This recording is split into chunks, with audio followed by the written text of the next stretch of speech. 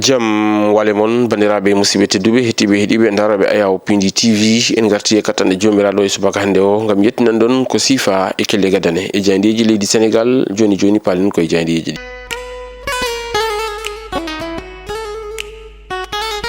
Alkamisa 11 lewru jeego ɓiru hitande ujunnaji ɗiɗi e nogas e jeegom ko siifa e kelle gadane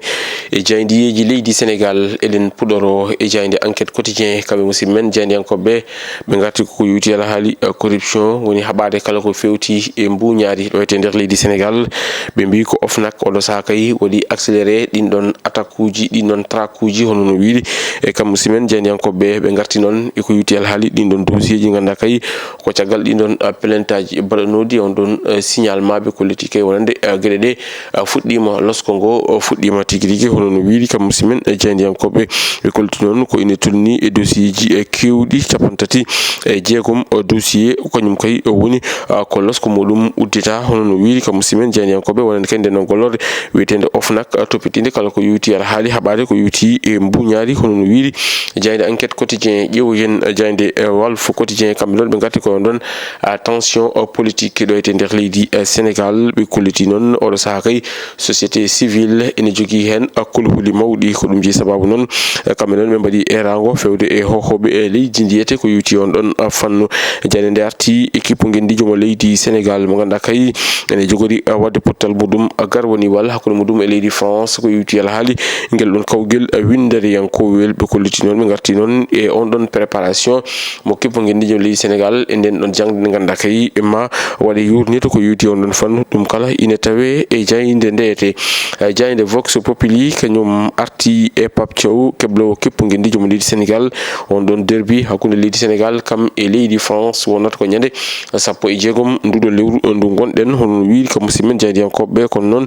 jaynde arti eɓe ganduɗa kañum goni avocat ji ɓe garti noon ko yuti ala haali ɗum ko ganduɗa kay kañum woni ordre des avocats mo leydi Sénégal waɗi annoncé o waɗi dénoncé on ɗon anarchie ko yuti e ala haali ɗum ganduɗa kay kañum woni maigri des règlements de déontologie ɗum ko yuti e on ɗon fannu jande nde ruttanima mo ganduɗa kañum woni docteur Cheikh Dieng mo ganduɗa kay kañum wonno ɗote gardiɗo nden ɗon gollorde wiyetede ONAS e kanko noon ɓe kolliti ko oɗo saha kay ko kanko woni ko gagni on ɗon procès ine tawe e jayde nde ganduɗa kañum woni e jayde wiyetede Vox Populi jayde Tribune quotidien kañum arti ko e kaya haala ko ganduɗa kay rewino ɗo ɓe kolliti ɗon ko haalulaji ɗiɗi wonande kay on gonnoɗo ete jagoɗo kalfinaɗo ko yuti e ɓesguli Maimouna Dieye ɓe kolliti noon caggal nde o wino jaltinama ko ine tolni e jaltinama ko ine tolni e milliard pawɗo 800 million caɓotte ndi kadi wiide ko yaltina ko milliard pawɗo pawɗo nogas e 8 million o holliti noon ɓe kolliti noon oɗo saha kay ko chiffre uji ɗiɗi ɗi ganduɗa kay ɗi jiida woni tan ko biyoji ɗiɗi ɗi jiida woni ko wi on ɗon debbajo ɓe mbaɗi namdal noon ɓe mbi holɗo rewi ɗin ɗon 150 pawɗi taw ko million franc CFA koppareji meɗen franc CFA ko ɗum woni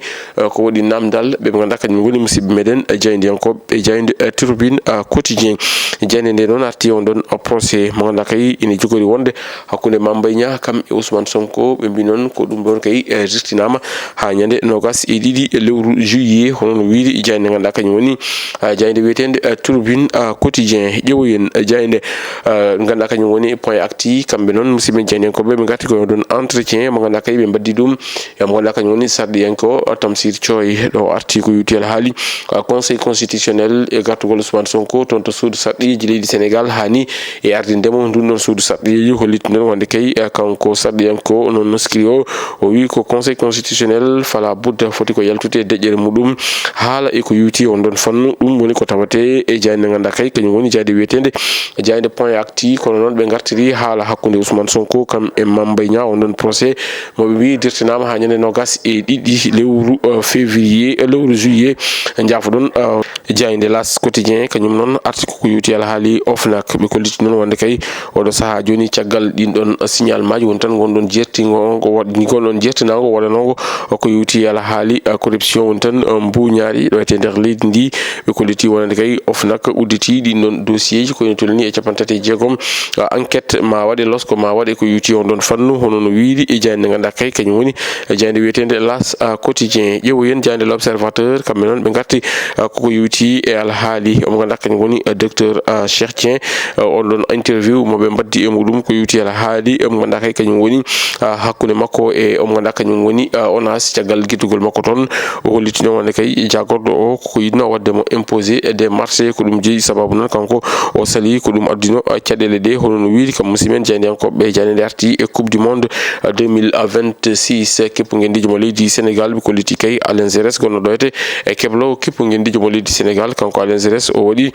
ɗamamuya makko fewde leydi Sénégal jeeyede e ɗin ɗon favoriji wonande kay on ɗon coupe du monde hono no wiiri e jayde nde ƴeewoyen jayde guindire nde Le Soleil ka hen arti ɓe mbi ko capanɗe 4 leydi ko kañumen foof noon ndendi ɗum ganduɗa kay kañum woni koyɗol gotol ko inni tolni noon e on ɗon coupe du monde mo ganduɗa kay ne jogori fuɗɗade ñalawma hannde o toon to dowlaji dontude Amérique hono no wiiri e kamɓe musimen e jayndiyankoɓe ganduɗa kay kamɓe goni e jayde wiyetede jayde guindire nde Le Soleil e jayde Rewmi quotidien kamɓe noon ɓe garti koko yewti e alhaali on ɗon contentieux hakkude Mame Mbaye Niang kamɓe Ousmane Sonko ɓe mbitande ko gueɗe ɗe e wonitande riwtama ha ñande nogas e ɗiɗi e lewru fandu darade ko yuti on ɗon fannu hono no wiiri jayde arti e nelaɗo keeriɗo omo ganduɗa kañum woni hoorejo leydi Mauritanie Mohamed Ould Ghazouani mo ganduɗa kay ine taweteno ɗo ete nder leydi Sénégal ɗo yiidi e hoorejo leydi ndi Bassirou Diomaye Diakhar Faye jayde Record quotidien kañum arti ko e gonka keppu ngendijo leydi Sénégal ha tinnan ɗen pottiti ɗiɗi cihlagal ɗe ganduɗa kay leydi Sénégal waɗi ɗum ko nguɗi Cheikh Sidi Ba mo ganduɗa kay ko ancien international mo leydi Sénégal suuti ko nguɗi arti noon e ko yuti ala haali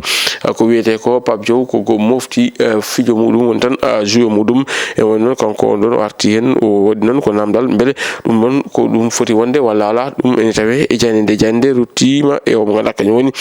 gardiɗo walla ni président mo Tinguédji FC mo ganduɗa kañum woni Babacar Ndiaye o arti noon e holno Tinguédji FC waɗi ha heeɓi ɗin ɗon championnat ji tati e nder leydi Sénégal ɗum ine tawe e jayde ɗe ganduɗa kay kañum woni jayde wiyetede jayde Record quotidien jayde point actu ko hen arti ɓe mbitande ko Kalidou Koulibaly arti kay e saaha mo fadano saaha kadi mo ɗaminano arti kay toon to leydi muɗum ko mo ganduɗa kañum woni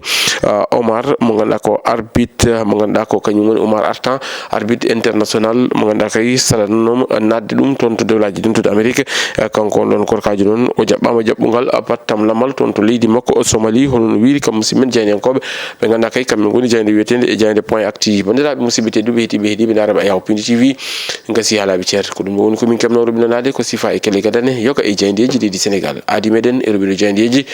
wonata ko aljuma janggo soko weeli keno ɗo e nden min mbi on jokke ɗoftade kam rewidade programme uji Pindi TV wodi jujjite wadde abonné commenté kam e partagé Allah jarama on jarama.